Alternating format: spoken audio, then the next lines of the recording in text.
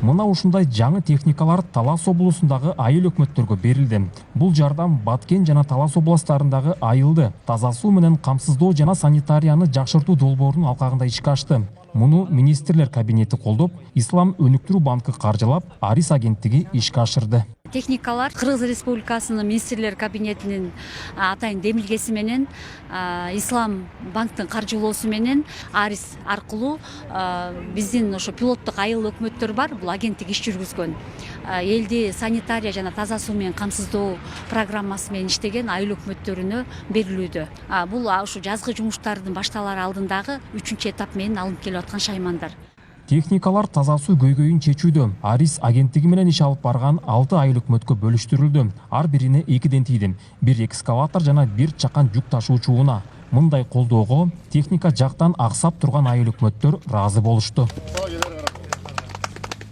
Министрлер кабинетине, анан Арис проектесине чоң рахмат. Себеп дегенде ушу айылдын таза сууну жакшыртуу максатында бүгүнкү күндө мынакей техникаларды берип атат. Бир экскаватор, анан бир мини грузовик.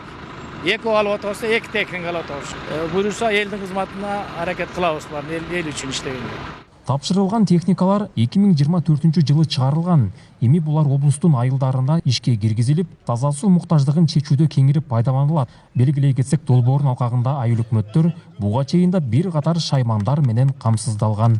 Буга чейин биз эксплуатацияга жана системаны колдонууга арналган чаймандарды бергенбиз. Мейлейден баштап сваркага чейин, азыркы орг техникасын да бергенбиз. Азыркы учурда ошол эң чоң техникалар берилип атат, экскаваторлор, кичи грузовиктер берилип атат. Ошондо бир толугу менен ошо системаны ордунда кармап турууга, оңдоого арналган шаймандын баары берилди.